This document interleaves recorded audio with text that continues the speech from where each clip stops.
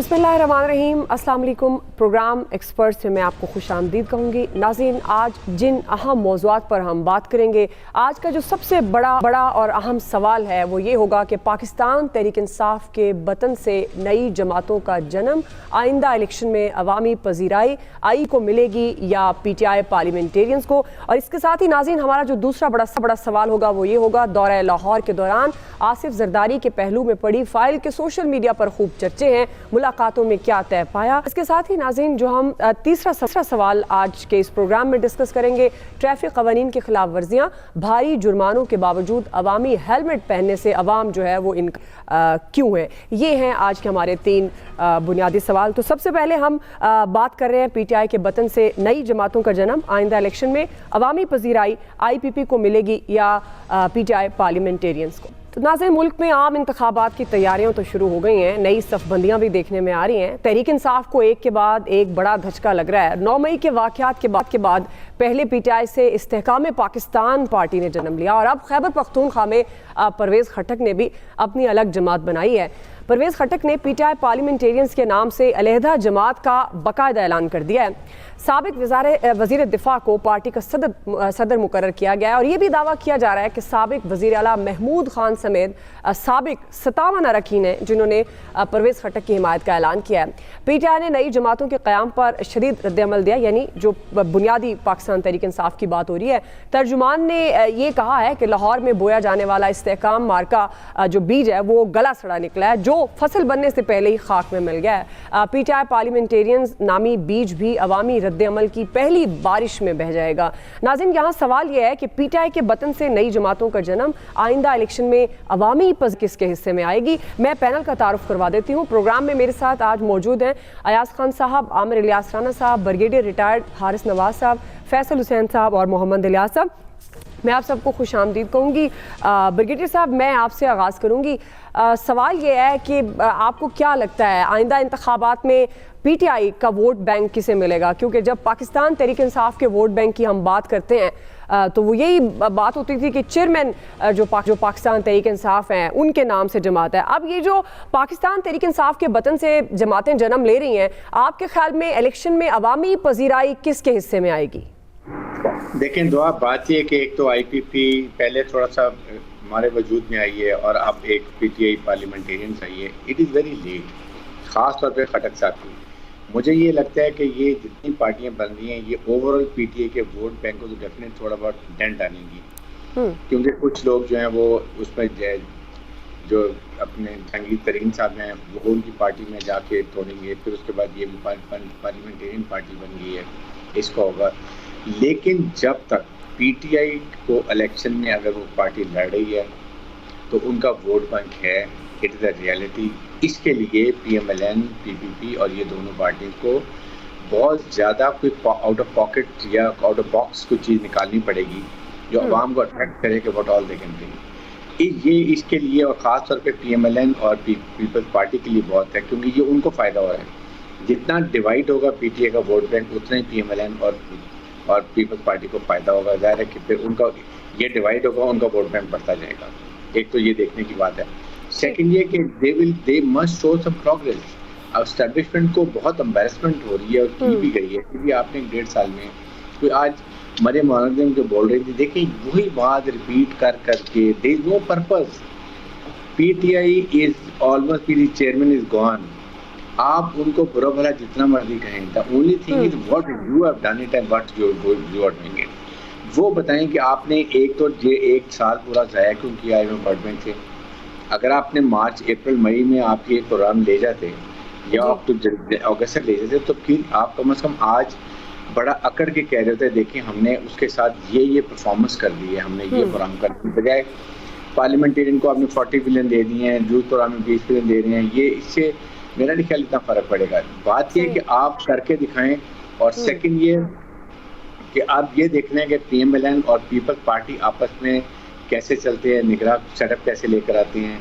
जो एक बात उसमें भी चीज़ें चली वो वी कैन डिस्कस लेटर और, लेकिन अपनी परफॉर्मेंस पर दिखाएं, ये बहुत ज़रूरी है। Otherwise PTI is a reality, उसको आपने अभी तक काउंटर नहीं किया। उसको ठीक है काउंटर जी। करने के लिए आपको खास सही है एक सर, कैंपेन बिल्कुल सही है बिल्कुल साहब, आप बिल्कुल दुरुस्त बात करें परफॉर्मेंस की बात पे। तो फिर यही है, बात तो सच है मगर बात रुसवाई की है। आमिर साहब, ये तो एक अलग बात है, जाहिर है हुकूमत का बयानिया तो जो परफॉर्मेंस ही होती है।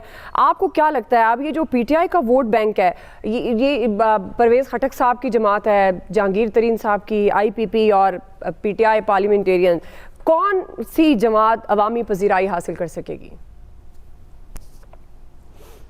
बात यह है कि खान साहब बड़ी बातें करते हैं कि जी वो का बन गई थी, फलां हो गई थी। ना तो इनके खिलाफ मार्शल लगा है, ना इनको जेलों में डाला गया है, और ना कुछ ऐसा हुआ है खान साहब के साथ जिसकी ये मिसाल देते हैं। ये तो अभी अरेस्ट भी नहीं हुए और पार्टी तितर बितर होना शुरू हो गई। कुछ पार्टी छोड़ने लग गए, 2 पार्टियां बन गई। भुट्टो साहब की भी पार्टी टूटी थी जब वो जेल में चले गए और फांसी के नज़दीक जा रहे थे, तो चीज़ें बदलती चली गई। यहाँ पे चूँकि लीडर कमज़ोर साबित हो रहा है, इखलाकी तौर पे उनकी वो जो जुर्रतमंदी होनी चाहिए थी सियासी लिहाज से, वो नज़र नहीं आ रही। तो इनके जो लोग हैं वो भी फंस गए हैं। अभी ये जो छापे छुपे हैं ये पाकिस्तान में को पहली दफ़ा नहीं हो रहे, यहाँ बेशुमार लोग बातें बता चुके हुए हैं। खान साहब ने तो अपने खालिस जमहूरी दौर में लोगों को मैं मुंह पे हाथ फेर के बदला लूंगा, एसी उतारूंगा और शहबाज शरीफ को दोबारा अरेस्ट करो, मरियम नवाज को दोबारा कोट लखपत से अरेस्ट कराया। ये जब लोगों के घरों की बात करते हैं तो काश ये माफ़ी मांग लेना कि हाँ मैंने गलतियां की थी। क्योंकि जिनके बारे में ये कहते हैं ना बाजवा साहब एहतसाब के खिलाफ थे, ये वो हैं जब वो कह रहे थे कि यार अब और कितना एहतसाब करना है, आपको इलेक्शन जितवा दिया, वज़ीर आज़म बनवा दिया, सब कुछ आपके हवाले कर दिया, लेकिन आपका गुस्सा ही नहीं ठंडा हो रहा। क्योंकि उनको पता था कि उन्होंने गलतियां की थी, जो माफिया भी मांग रहे हैं, बातें भी की हैं, बताया भी आ गया, हम गलत सियासत में घुस गए थे। इनके साथ तो कुछ ऐसा नहीं हुआ। इनको सिर्फ ये कहा गया कि अब आप परफॉर्मेंस दें। परफॉर्मेंस ये है इनकी टोटल हुकूमत की 9.5 साल की, कि वहां बुजदार साहब दिए थे पंजाब में 4.5 साल की हुकूमत में, और यहां महमूद खान साहब दिए थे। सबसे पहले जनाब वो इनके जो स्टालवर्ड हैं वो भाग खड़े हुए। मतलब कम से कम वो पॉलिटिकल साथी ऐसे तो होने चाहिए थे कि अभी कुछ नहीं हुआ उनके साथ, और वो कहता था मैं काबुल चला जाऊंगा, यहां नहीं बैठूंगा। आज वो महमूद खान दूसरी जगह पे पार्टी में चला गया। मतलब बहादुर तो सारे इतने ही थे, फोके खेल जिनको कहते हैं ना, ये वो सारे वो थे कि आओ जी फूक शुक मारो और जनाब पताओ। और हमारे यहाँ बहुत सारे लोग साफी भी इस तरह की फुलझड़ियां बहुत छोड़ते हैं। ये कर दिया जी, सुबह अखबार देखना, ये खबर होगी, शायद वो 8 की बजाय 16 कालम होगी तो खबर नहीं मिलती। इसी तरह के ये सियासतदान साबित हुए हैं पीटीआई के अंदर कि बस जनाब हम पार्टी छोड़ गए हैं, हम फला। भैया आपने अगर खिदमत का ठेका लिया है ना, मैंने तो नहीं अनाउंस किया हुआ ना, तो फिर जरूरत भी आपने करनी है। इसीलिए आपसे पूछा जाता है, अखलाकी तौर पर भी, सियासी तौर पर भी, आपके लीडर से भी पूछा जाता है, आपसे भी पूछा जाता है। तो ये काम होना है। असल बात ये है कि अभी तो इलेक्शन आया नहीं है, इलेक्शन ने जोर पकड़ना है। तो ये जो आज कह रहे हैं ना कि जी इनको खान साहब की हिमायत हासिल नहीं होगी, तो जिनको होगी तो जनूबी पंजाब में नून लीग वालों के टिकट वापस नहीं कराए गए थे सारे 2018 में, जिसको दिए थे। तो यहां तो अभी कुछ काम नहीं शुरू हुआ, अभी तो देखिए आगे होता है क्या। ठीक जी, ऐसा ये तो बात दुरुस्त है। पीटीआई के दौर में भी जाहिर अगर परफॉर्मेंस की बात करें तो तब भी हम सवाल उठाते थे, और बड़ा मशहूर एक बात थी जो चेयरमैन तहरीक इंसाफ की थी कि सुकून कब्र में, और उसको बार बार कोट भी किया जाता था। अभी भी हुकूमत की परफॉर्मेंस तो वैसी है। जाहिर है इलेक्शन आने पर पता चलेगा अवामी पजीराई है, लेकिन आपको क्या लगता है, अब जैसे परवेज़ खटक के साथ जो लोग गए, जहांगीर तरीन साहब के साथ जो लोग गए, जाहिर है हर इंसान का अपना एक वोट बैंक होता है, जिस तरह हम कहते हैं चेयरमैन तहरीक इंसाफ का है। तो आपको क्या लगता है कौन अवाम के दिल में जगह बना पाएगा, परवेज़ खटक साहब की जमात या जहांगीर तरीन साहब की? आपकी पहले तो एक वो आपकी बात आपने कहा कि तब भी हम करते थे, मेरे ख्याल में तभी करते थे, अब तो हम करते ही नहीं है। नहीं, अब भी जहाँ पे नहीं, हम आदी हो गए ना, महंगाई हमें लगती नहीं है, दुआ फील मुश्किलें इतनी पड़ी कि आसान हो गई। बस वही हालात है। सही। मैं पता नहीं क्यों मेरा ज़ाहिर है वो मेरा एक अपना इसमें तज्जिया है और वो डिफरेंट है बिल्कुल। एक तो ये कोई फर्क नहीं पड़ने वाला इनसे, ठीक, मतलब बज़ाहिर आपको कवर किया गया, उसके बाद वहाँ केपी को कवर कर लिया गया, लेकिन बदकिस्मती से अभी तक तो वोट बैंक टूटता मुझे नज़र नहीं आ रहा पीटीआई का। वो बल्कि रिएक्शनरी हो रहा है और रिएक्शन बढ़ता जा रहा है उसमें और ज़्यादा। बड़ी मेहनत हुई है इस पार्टी पे, लिहाजा मतलब इसको बहुत खुफिया रखा गया बहुत अरसे तक, और एक दरमियान में ये भी हुआ कि परवेज़ खटक साहब शायद नून लीग ज्वाइन कर लेंगे, लेकिन वो भी उन्हें ज्वाइन नहीं करने दिया गया क्योंकि पार्टी ज़ेर तामीर थी और वो आज मंजर आम पे आ गई हो गई। मुझे पता नहीं क्यों लगता है कि आज इस पार्टी के आने के बाद पीएमएलएन से हाथ हो गया। किस तरह? PMLN अगर सोच रही है कि वो नेक्स्ट उनका प्राइम मिनिस्टर होगा, तो इस पार्टी के बाद मुझे लगता है कि उनका भी प्राइम मिनिस्टर अब नहीं होगा। सही। वो जो बातें एक मुद्दत से चल रही हैं, और जाहिर है जो सूट भी करता होता है ऐसे मामलात में, क्योंकि ये पहली दफा तो नहीं हो रहा। बिलावल भुट्टो होंगे फिर प्राइम मिनिस्टर?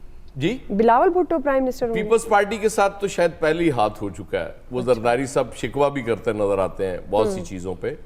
ये प्राइम मिनिस्टर को और ही होगा, हो सकता है ब्रिगेडियर साहब हो जाएं, कोई पता नहीं, अगर ये इलेक्शन लड़ने का प्लान कर लें, इलियास साहब हो जाएं, मुमकिन है, कोई भी हो सकता है कल को अगर वो इलेक्शन लड़के। आमिर साहब भी हो सकते हैं सर, आप भी हो सकते हैं। नहीं, मैं तो सवाल ही नहीं पैदा होता, मतलब कमाल है, गंजा प्राइम मिनिस्टर नहीं जलाते, उबाल चाहिए होंगे थे हुजूर।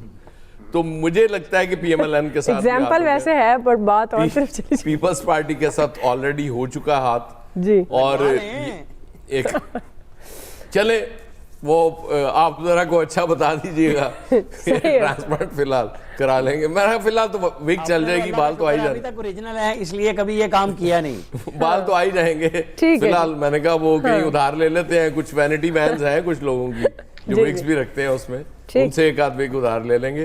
तो मेरा तर्जिया ये है कि आज की तारीख में कोई फर्क नहीं। ये कोई फर्क नहीं पड़ता। एक तो PTI के वोटर्स पे, और दूसरा PMLN और PTI पीपल्स पार्टी अपनी खैर मनाए। मैं तो इससे ज्यादा कुछ नहीं। फैसल साहब आपको क्या लग रहा है, कोई फर्क नहीं पड़ेगा? छोटी सी बात दुआ कर लूं। जी क्विकली, छोटी सी बात की अगर इजाजत दे दें। जी वो अयाज साहब जो बात कह रहे हैं कि फिर इनकी कौन सी बात माने कि PTI का वोटर मौजूद है और फिर हाथ PMLN के साथ कैसे हो गया? कि अगर इस पार्टी ने इतना मजबूत होना है तो फिर वो वोटर कहाँ जाएगा? मैंने तो ये बात कही है कि भाई अभी तो हाथ शुरू भी नहीं हुआ, पार्टी तो वो वोटर पहुंचेगा, कैंडिडेट होंगे तो पहुंचेगा ना। ओहो, आप देखते तो जाए होता क्या है, जरा आने तो दें मैदान में लोगों को। हम भी तो यही कह रहे हैं। फैसल साहब चलें, फैसल साहब की तरफ जाए। जी फैसल साहब आपको क्या लग रहा है, कोई फर्क नहीं पड़ेगा? साहब की जो कोई फर्क ना पड़ने वाली जो एयाज साहब बात कर रहे हैं ना, मैं इनकी बात से ना 50% मुत्तफिक हूँ। मेरी जाती राय बहुत एहतराम के साथ मैं उस पर थोड़ा सा इख्तिलाफ करना चाहूँगा।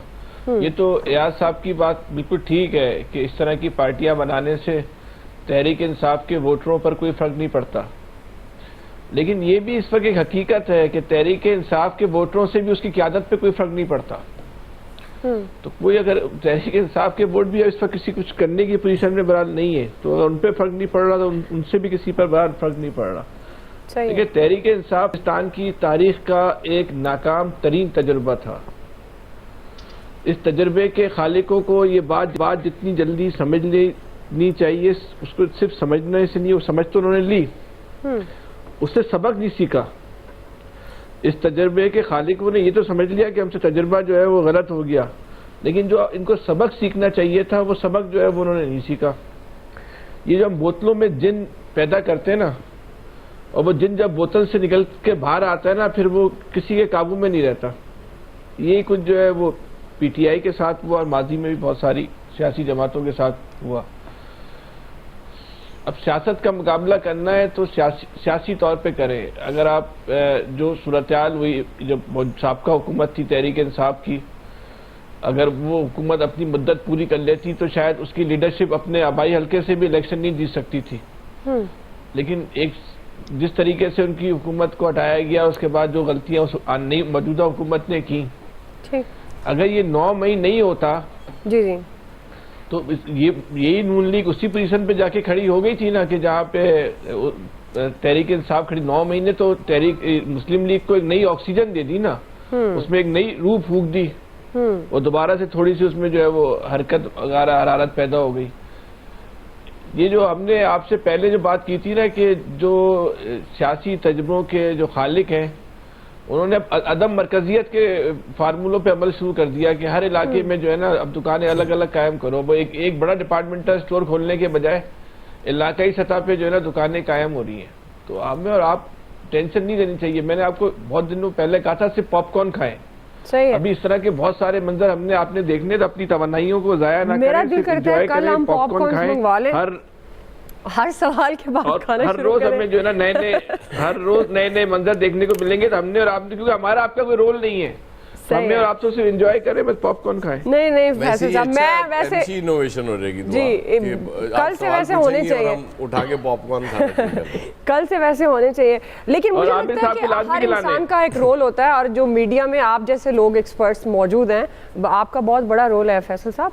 इलियास साहब, आप किस तरह से देख रहे हैं? यहाँ 22 करोड़ लोगों का रोल नहीं है, आप एक इंफरादी हैसियत में बात कर रहे हैं। यहाँ 22 करोड़ लोगों का इंफरादी इज्तिमाई रोल नहीं है रोल कोई। बहुत है। इलियास साहब, नहीं। आपको क्या लगता है कौन अवाम के दिल में जगह बना पाएगी? ये जो पीटीआई टूट फूट का शिकार हुई, अब आप मुख्तलिफ इतनी जमातें गहरी बात निकल कर रही है, मैं समझने की देखिए जी, कोशिश करता हूँ। अभी तो शुरुआत है। अभी तो देखें, ये जो पुरानी पार्टीज़ हैं, जो यानी कि कहते हैं नून लीग है, पीपल्स पार्टी है, उनके लिए ये सबके लिए जो है, जो ये दो नई जो पार्टियां बनी हैं, इनके लिए ख़तरा बना है। उनको पता है कि अब देखें इनके कैंडिडेट बनेंगे, इनके साथ आएंगे कैंडिडेट्स वगैरह, और जो वोटर्स वगैरह हैं वो भी, अगर कैंडिडेट्स आएंगे इनके साथ तो फिर वोटर्स भी लाने पड़ेंगे। तो जाहिर है जो सूरत हाल है वो आइंदा चंद दिनों में आएगी। लेकिन अगर अभी देखा जाए, शुरू में अभी इस तरह कहा जाए, तो एकदम ख्याल आता है कि जी पीटीआई के वोटों को, वोट बैंक को कुछ नहीं होगा। लेकिन ये वोट बैंक आहिस्ता आहिस्ता हर इलाके की सियासत और उधर के जो इलेक्शन में जो सूरत हाल है वो डिफरेंट होगी, कैंडिडेट के साथ होगी। जाहिर है लोगों ने काम करवाने, लोगों ने साथ चलना है, तो वो सिचुएशन है वो डिफरेंट होती जाती है। इस तरह ये नहीं, वो लोग ये नहीं देखेंगे, वो लोग अपना देखेंगे कि वो किस तरह चलेंगे अगले इलेक्शंस में। जाहिर है जब सूरत पिक्चर क्लियर होती जाएगी उनको कि अगले इंतखाबात में कौन वाज़िया तौर पर आ रहा है तो किस तरह आ रहा है। लेकिन ये मुस्लिम लीग नून और पीपल्स पार्टी के लिए वो जो कहा जाता है ना कि उनके साथ हाथ हुआ है, तो उनके साथ ये होगा कि उनको जो अपने प्राइम मिनिस्टर थे, अब उनको लिए और मेहनत करनी पड़ेगी उनको। तो जाहिर है ये नून लीग के लिए एक जो एक टफ मरहला है, उनको अब अपने कायद को वापस लाना, ये अब पता नहीं, अब वो बीच में पड़ा हुआ सारा। अब ये सारी मसला है, क्योंकि परवेज़ खटक साहब का था कुछ अर्सा पहले ये चल रही थी, मूव चल रही थी कि जी नून लीग ज्वाइन कर रहे हैं, और नून लीग वाले जो थे उनके अपनी पार्टी के लोग इनकी मुखालफत कर रहे थे केपी में। तो ये जो सारी सूरत हाल है, इसको देखते हुए एक नई पार्टी ने जन्म लिया, और अब ये नई पार्टी अभी तो एक दिन भी चंद घंटे हुए हैं उसको। तो अब देखें आइंदा जो इसके लिए कैंडिडेट इनके लिए कौन से मुंतखब किए जाते हैं, और इलाकाई उनका असर और रसूख होता है। तो वो सारी सूरत हाल ये देखनी, हमने ये नहीं देखना कि ये लोग ये इलेक्शन सियासत में सब चेंज होता जाता है आहिस्ता आहिस्ता। तो आने वाले वक्तों में, अभी तो टाइम काफ़ी पड़ा हुआ है, तो अभी जब पार्टी बिल्ट होकर सामने आएंगी तो तब पता चलेगा लोगों ने किस हवा ने किस तरफ जाना है। तो उस वक्त जो सिचुएशन होगी वो डिफरेंट हो जाएगी। ठीक है जी, लेकिन ये खतरा दोनों बड़ी पार्टियों के लिए। अभी बहुत वक्त पड़ा है इंतखाबात, और उस वक्त वोटर पर डिपेंड करेगा और वोटर का मूड क्या होता है, और फिर अंदाज़ा होगा कि कौन सी जमात किस तरह से आगे जाती है। बहरहाल हमारा बुनियादी सवाल, इलेक्शन में अवामी पजीराई किसको मिलेगी, IPP या PTI पार्लियामेंटेरियंस को? राय आपने जानी एक्सपर्ट्स की। ब्रेक ले लेते हैं, ब्रेक से हम वापस आएंगे। हम दूसरा सवाल ये रख रहे हैं कि जोड़ तोड़ के माहिर आसिफ अली जरदारी की लाहौर में मुलाकात है। सोशल मीडिया पर बड़ा चर्चा है आसिफ अली जरदारी के पहलू में पड़ी फाइल का। अब हम इस पर भी बात करेंगे, और साथ ही जो बुनियादी सवाल होगा वो ये होगा, लाहौर मुलाकातों में क्या तय पाया? राय लेते हैं ब्रेक के बाद। नाज़रीन, हुकूमत की मुद्दत ख़त्म होने में तकरीबन 17 दिन बाकी हैं। दो बड़ी जमातें हैं, नून लीग और पीपल्स पार्टी, जिनके दरमियान निगरान सेटअप के लिए मुशावरत का अमल शुरू हो चुका है। जोड़ तोड़ के माहिर समझे जाते हैं जरदारी साहब, जिन्होंने गुज़श्ता दिन लाहौर में क़याम भी किया 2 दिन। उन्होंने वज़ीर-ए-आज़म शहबाज शरीफ और जहांगीर तरीन समेत अहम रहनुमाओं से मुलाकातें की हैं। वज़ीर-ए-आज़म से मुलाकात के दौरान इस बात पर इत्तफाक किया गया है कि निगरान सेक्टर में किसी टेक्नोक्रेट्स और ब्यूरोक्रेट्स को शामिल नहीं किया जाएगा।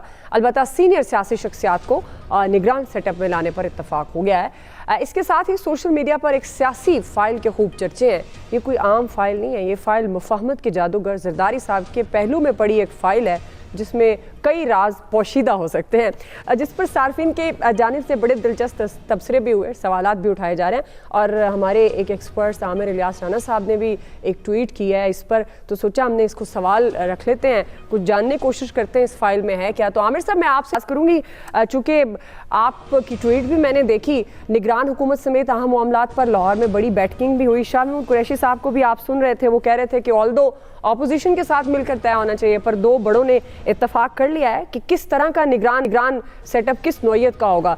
और आमिर साहब, ये जो सोशल मीडिया पर जरदारी साहब की पहलू में पड़ी फाइल, जिसको आपने भी टैग किया, बड़े चर्चे हैं, तो क्या तय पाया, क्या अहम था उस फाइल में, इन मुलाकातों में क्या तय पाया आपके ख्याल में?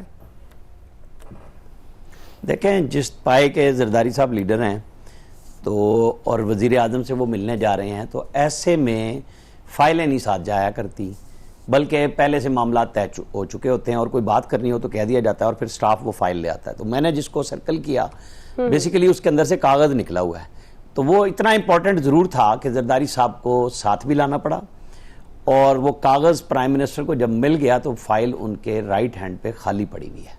तो इसीलिए मुझे वो लगा, क्योंकि इस तरह के लोग जब लीडर जाते हैं तो वो कोई कागज़ शागज़ नहीं लेते, लिहाजा आखिरी दिन है, कोई रस भरा काम भी हो सकता है, कोई ये तो नहीं हो सकता ना कि ये कोई इस वक्त कैबिनेट डिस्कस करने के लिए बैठे हुए थे, कोई काम ही है आखिरी दिनों में जो होते हैं कि जी ठीक है ये काम रह गया, वो रह गया, ये फलानी जगह पे रिलीज़ करा दें, फलां की पोस्टिंग है, ट्रांसफ़र है, कोई स्पेशल चीज़ें होती हैं।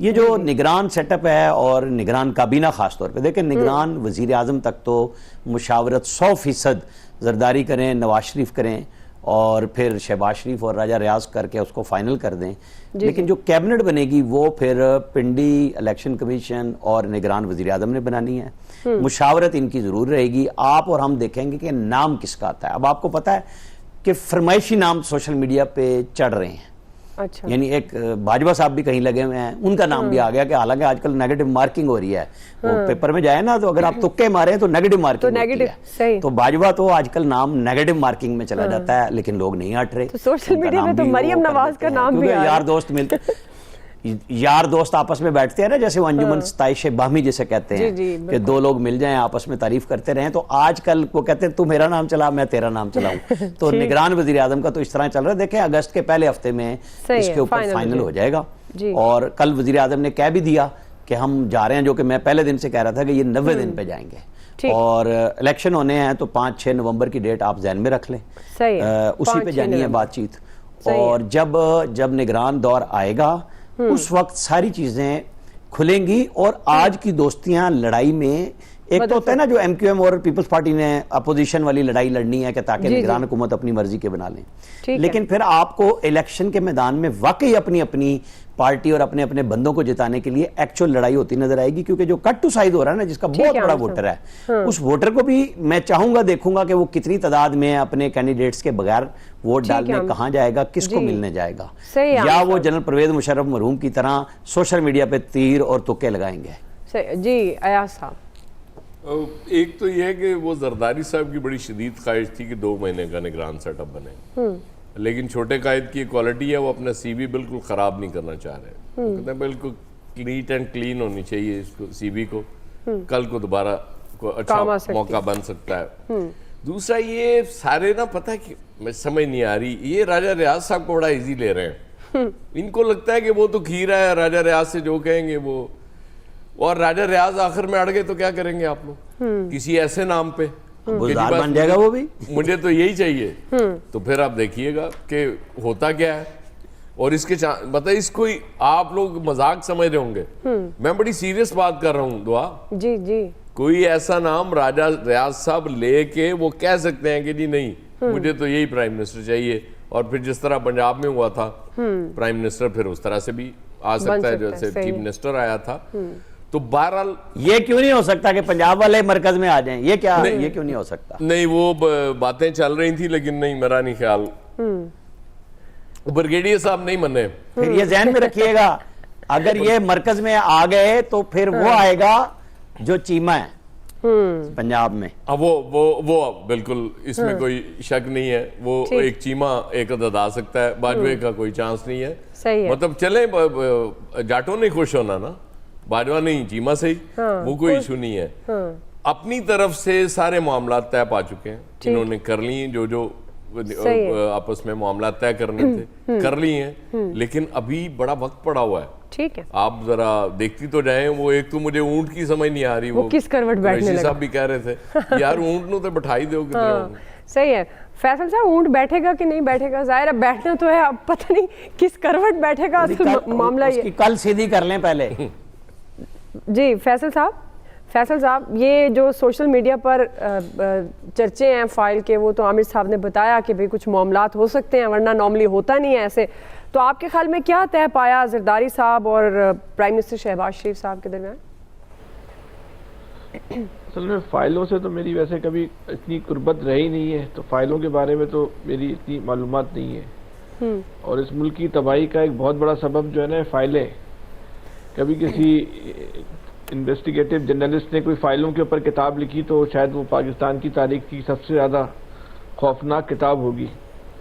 लेकिन मुझे आमिर साहब की एक बात से जो है वो मुझे हो रहा है कि ऐसा हो सकता है कि अमूमी तौर पे इस तरह की सतह पे जो लोग जाते हैं वो फाइलें लेके नहीं जाते, लेकिन जरदारी साहब से हो सकता है कि टाइम कम है, बहुत जल्दी है, उन्होंने बोला चलो भाई हाथ के हाथ ही निपटा दो, इतना टाइम भी ना रखोगे स्टाफ लेके जाए। अब फाइल में तो ज़ाहिर क्या ऐसी जल्दबाजी की गई है। बहरहाल ये तो मुम्बई है, लेकिन ज़्यादा उससे रहेगा नहीं। लेकिन ये इतनी अहम बात नहीं है। वो फाइल तो बहरहाल पूरा पाकिस्तानी फाइलों पे ही चल रहा है। हर किसी इंसानों की भी फाइलें बनी हुई हैं और फाइलों पे जो है वो हुकूमतें बनती हैं, फाइलों पे ही जो है वो ख़त्म होती है। अब निगरान हुकूमत में किसको क्या सेटअप मिलेगा, तो वो भी बेचारा इस पर यकीन करे। मैं आपको थोड़ी मालूमात, थोड़े अंदाजे, थोड़े गुमान के मुताबिक बता दूं। जी जी। किसी के हाथ में कुछ है नहीं। कहीं फैसला जहाँ होना होगा वहाँ हो चुका होगा। सही। लड़ाइयाँ भी मसनूई हैं, दोस्तियाँ भी मसनूई हैं, इख्तिलाफात भी मसनूई हुए हैं। बस जो कुछ सबका सब कुछ जो है वो तय हो चुका है। जैसे वो कहते हैं ना, बच्चा जब पैदा होता है तो आसमान पे लिख दिया जाता है उसका मुस्तकबिल। ठीक। तो ये हमारी जो मौजूदा लीडरशिप है, इन सबके किरदार को, इनके मुस्तकबिल को है ना कहीं लिख दिया गया है। ठीक। उसके मुताबिक ही सारा काम हो रहा है। सही। फिर वही वाली बात कहूँगा, फिर आप बोलेंगे फिर दोबारा जिक्र छेड़ दिया, तो आप समझ जाए। जी, मैं आगे चल जाती हूँ। ब्रिगेडियर साहब, आपको क्या लगता है, ये लाहौर में आम मुलाकातें, जरदारी साहब एक्टिव हो जाते हैं दरमियान में और सब कुछ तो डिसाइड हो गया। शाह महमूद कुरैशी साहब भी कह रहे हैं कि ऑल्दो ये आईनी तरीका कार नहीं है, तो आपको क्या लगता है क्या तय पाया है मुलाकातों में, और ये फाइल की जो हम बात कर रहे हैं इसमें आप क्या समझते हैं क्या हो सकता है? जी ब्रिगेडियर साहब, चले इलियास साहब, यही सवाल आपसे। ब्रिगेडियर साहब फाइल के पीछे गए हैं वो पता करने गए हैं फाइल में कहीं कोई नाम तो नहीं है। इलियास साहब, मीटिंग हो रही थी और इन्हीं का नाम ना हो, चेक करने गए होंगे। देखिए मीटिंग हो रही थी दोनों बड़ों के दरमियान, और ये इस वक्त क्योंकि इसमें दुबई के भी मामलात होंगे, उसमें पॉइंट्स होंगे कि जो मियां नवाज शरीफ साहब से मीटिंग की होगी, जाहिर है इसमें नाम होंगे, आपस में बैठ के बातचीत की होगी, और वो फाइल कोई और तो नहीं उठा के लेके जा सकता, वो खुद ही उठा के ले, क्योंकि जरदारी साहब नहीं चाहते कि किसी को राज दिया जाए।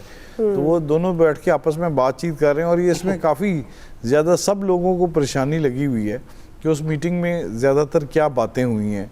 तो क्योंकि 1-to-1 मीटिंग थी, इसलिए ज़्यादा बातें बाहर नहीं निकल सकी, क्योंकि दूसरे जो लोग भी थे वो भी सारे बाहर ही थे। तो यही सूरत हाल है कि आपस में जो बैठ के ये क्या आपस में तय करते हैं, नाम फाइनल करते हैं।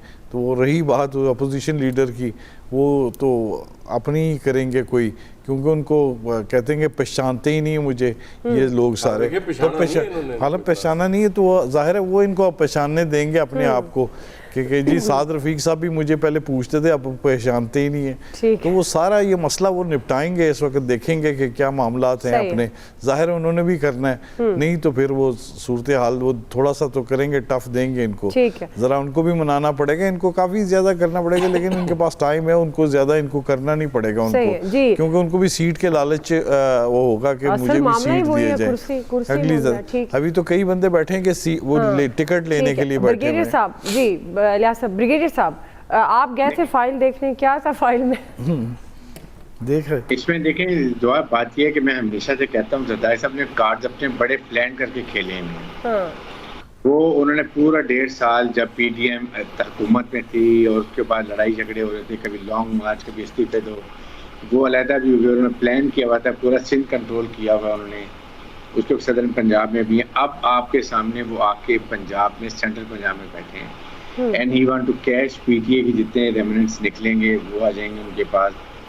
फिर उसके बाद अगर पीएमएलएन या पीएमएलएन के भी कोई निकलते हैं जो उनसे डिसेंट्रल होते हैं या नाउमीद हुए हैं, उनको टिकट ही मिलेंगे, वो लोग इनके पास आ जाएंगे, और ये काफ़ी हद तक अपनी कामयाबी को शोर करते हैं। इसीलिए आपने देखें उनके लीडरशिप जो बार बार कह रहे हैं कि नेक्स्ट प्राइम मिनिस्टर जो होंगे वो ब्राउन वोटर्स होंगे जी, तो इसलिए अंदाजा लगाएं कि वो अपने बैठे हुए प्लान करके और उनका इरादा। लेकिन हाँ, निगरान हुकूमत की बात ये है, आई फील देखिए कानून आइन में लिखा हुआ है कि जी इम्पार्शल और नॉन कंट्रोवर्शियल लोग होने चाहिए। ये जरूर जो दोनों पार्टी होती है, जो सिलेक्शन एक ही पार्टी ने करनी है गवर्नमेंट ने, राजा रियाज तो आप देख लें कि वो ना होने के बराबर हैं, ठीक है। लेकिन ऐसे लोगों को जरूर लेकर आए जो कि बाद में कोई रिजल्ट के ऊपर ऐसी कोई फिंगर ना दे की जाए। ठीक। That is not important.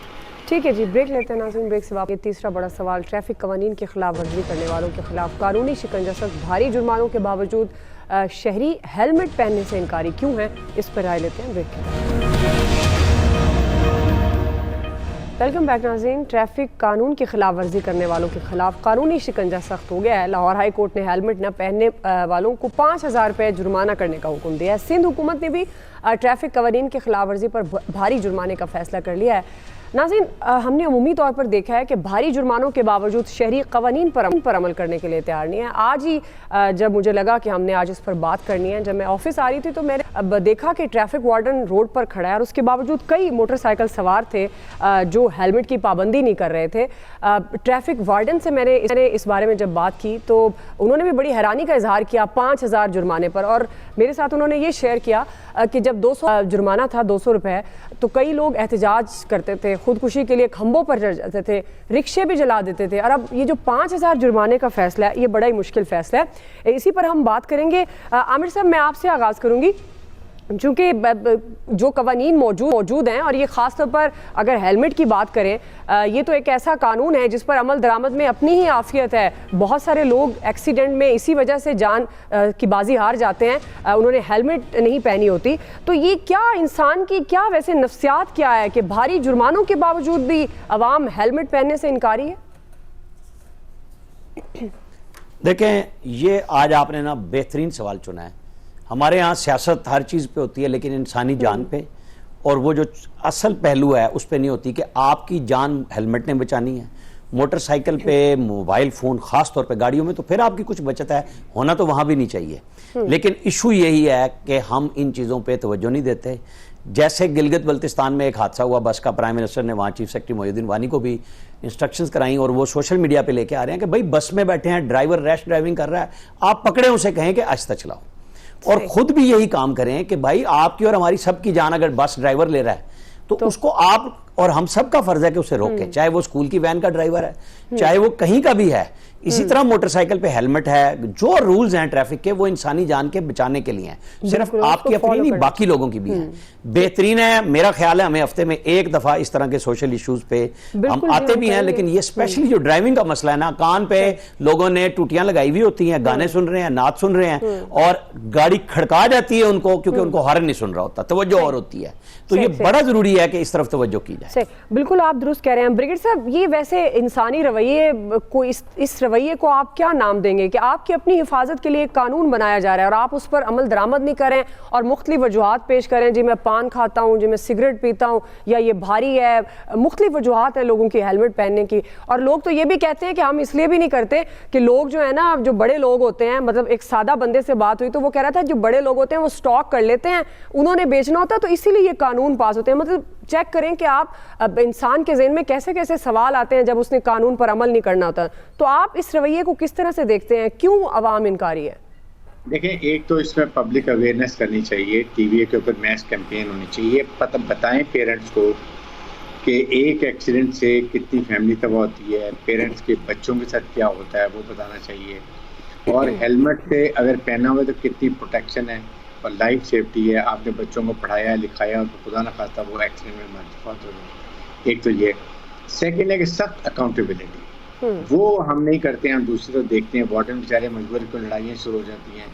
और थर्ड ये कि जो हेलमेट का बिजनेस करते हैं एक प्राइस हुकूमत फिक्स करे और किसी को इससे ज़्यादा उसकी कीमत नहीं देनी चाहिए, ये भी बहुत ज़रूरी है, क्योंकि कई लोग अफोर्ड नहीं कर सकते हैं और उनके आप एक हेलमेट अगर 500 रुपये का आता है तो 1000 रुपये का कर देंगे, ये भी करने की जरूरत है। तो ये सारी चीज़ें कंबाइन होंगी तो आप देखेंगे फ़र्क पड़ेगा, लेकिन साथ अकाउंटेबिलिटी, चालान जरूर करें, पैसे लें ताकि उनका लाइसेंस पकड़ लें और उसके बाद वो आइंदा के लिए ऐसी बात नहीं करें।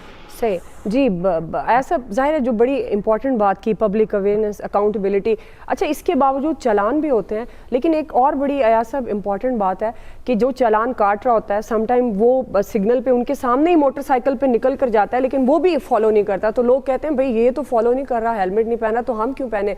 तो सर आप इस रवैये को किस तरह से देखते हैं? आपके ख्याल में क्या नफ्सियात होती है कि आप अपनी जान बचाने वाले जो एस्पेक्ट्स हैं उन्हीं को नज़रअंदाज कर रहे हैं? दुआ सदियों की बिगड़ी आदतें जो होती हैं ना, वो चंद महीनों में तब्दील नहीं हुआ करती। जाहिर है उस पर टाइम लगता है इन चीज़ों को करने में। ये तो सिर्फ बाइक चलाने वाले को हेलमेट नहीं पहनना चाहिए, जो उसके पीछे बैठा हुआ उसे भी पहनना चाहिए। बिल्कुल। इवन साइकिल चलाने वाले को भी पहनना चाहिए। True. सेफ्टी तो इतनी इंपॉर्टेंट है। लेकिन मुझे ये समझ नहीं आता, हमारी अदालतें आइसोलेशन में फैसले कर देती हैं जी 5,000 जुर्माना हो जाएगा।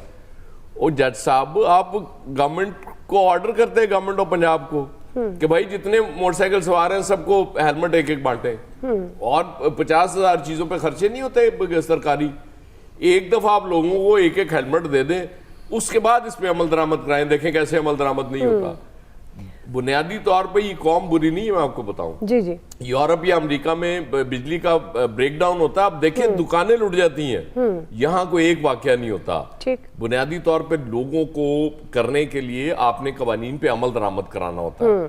उसके लिए जाहिर टाइम चाहिए। ये नहीं होता कि आप एक रात बैठे और सुबह आपने कहा जी हमने आज के बाद ये नहीं करने देना, इस तरह नहीं होता। टाइम लगता है, अवेयरनेस भी चाहिए, लेकिन सबसे इंपॉर्टेंट है कि गवर्नमेंट खुद इनिशिएटिव ले, इसको सस्ते लोगों को हेलमेट दे दे, उसके बाद फिर सख्ती शुरू कर दे। जी फैसल साहब, कराची में भी जाहिर है इस पर पाबंदी, और इससे पहले भी जिस तरह अयाज साहब बात कर रहे हैं, एक कैंपेन चली भी थी जिसमें हेलमेट बांटे गए थे, लेकिन चंद लोगों को ही। फैसल साहब, असल में देखें, हमारा अलमिया ये है कि हमारे मुल्क में ऐवानों से लेके सड़कों तक कहीं कानून की रिट ही नहीं है। आप पाकिस्तान से बाहर निकल के चले जाएं, ये वहाँ पे आपको मोटरसाइकिल के पीछे बैठा हुआ शख्स भी बगैर हेलमेट के नहीं मिलेगा। अच्छा, जिन लोगों को हम ये बोलते हैं ना कि ये आदमी कानून को नहीं मानता, या इसका जहन ऐसा बन गया, या इसकी तरबियत ऐसी हुई, यही आदमी जब दुबई में जाता है तो सारे कानून पे अमल कर रहा होता है। 1.5 घंटे के फासले पर दुबई है आपका। ये जो हमारे यहाँ जो मुहिम चलती है ना, ये 5,000 की मुहिम, ये मुहिम जैसे लाहौर में चल रही है या कराची में चल रही है, ये भी सिर्फ पुलिस वालों के धंधे का सबब बन जाएगी। 5,000 रुपए का चालान काटूं या 1,000 रुपए मुझे दे रहे हो, तो वो देगा 1,000 रुपए ले लो, 5,000 के चालान से बच गया, आगे निकल जाएगा बस। ये आप चालान की बात कर रहे हैं कि ये 5,000 रुपए ज्यादा है, आपको मोटरसाइकिल जब्त कर लेनी चाहिए। आपको गाड़ी में कोई बेल्ट नहीं बांध रहा, उसकी गाड़ी जब्त कर लेनी चाहिए। आप बड़े लोगों को भी रोके, वो बेल्ट बांध के गाड़ी क्यों नहीं चला रहा। ठीक है, ये आपको बहुत बेरहमाना और सफाकाना किस्म की जो है ना सड़कों के ऊपर मुहिम चलानी पड़ेगी। जिस तरह इस सड़कों पे ट्रैफिक है, खुदा की पनाह, इंसान जो पैदल सफर कर चलने वाले का तो इधर कोई हक ही नहीं समझा जाता है, पैदल चल रहा है। ठीक जी। इलियास साहब, देखिए हेलमेट ज़रूरी है और पहनना चाहिए। इसके ज़रिए देखें, जब कैंपेन चलाई तो उससे आपके एक्सीडेंट की जो रेशो है ज़ख्मी होने की, सर पर सबसे ज़्यादा चोट लगती है। तो आप देख लें तो जनरल हॉस्पिटल में रेशो इनकी कम हुई है। तो जाहिर है इस पर इम्प्लीमेंट करना, हाई कोर्ट ने भी तमाम देखी सूरत हाल। तो पहले जब चलान करते थे 200 रुपया, तो उसमें इतना काबू नहीं आ रहा था, तो इस पर यह तजवीज़ थी कि इनको बढ़ाया जाए। तो आज हाई कोर्ट ने कह दिया है कि इतना चलान किया जाए। तो पहली दफ़ा जब जिसका चलान होगा वो आइंदा से तो लोगों ने पहनना शुरू कर दिया। अब ये भी है कि इसकी क्वालिटी मेंटेन करें कि सही वाला लोग लें। और ये बात बिल्कुल ठीक है, चलान से इतनी रकम जो इकट्ठी हो रही है इनसे लोगों में फ्री बांटें और उसको दें और उसको रजिस्टर्ड करें कि वो फिर क्यों नहीं पहनता। तो जाहिर है आजकल महंगाई है, लोग ख़रीद नहीं सकते, तो लोगों के लिए वही मसला बना हुआ है। और ये भी इंश्योर करना चाहिए कि कमाई का ज़रिया ना बने, इसको लोगों के लिए ज़रूरी किया जाए, मैंडेटरी किया जाए, ताकि उनकी जान बचे और वो पहन के निकले। अभी तो आप सही कह रहे हैं, और बिल्कुल होना ऐसे चाहिए कि आप लोगों में हेलमेट बांटें, क्योंकि ऐसे भी बहुत सारे केसेस हैं कि लोगों के पास ज़ाहिर है खाने पीने के लिए नहीं है। वो कहते हैं जी पहले इतने खर्चे हैं, अब आप एक हेलमेट का खर्चा डाल रहे हैं। और बाहसियत कौम हमें खुद सोचना चाहिए, जो हमारी हिफाजत के लिए चीज़ है उस पर ही फ़ाइन क्यों, हमें तो खुद से इस पर अमल दरामद करना चाहिए। और हम भी जाते जाते आपसे यही कहेंगे, आपको अपनी जान प्यारी है तो हेलमेट वाले कानून पर अमल दरामद ज़रूर करें, इस डर से नहीं कि आपने जुर्माना पे करना है, इस वजह से कि ये आपकी जान की हिफाजत करेगी। तमाम एक्सपर्ट्स का बहुत शुक्रिया। आज के एक्सपर्ट्स से इतना ही, फीडबैक दीजिएगा, ख्याल रखिए, अल्लाह।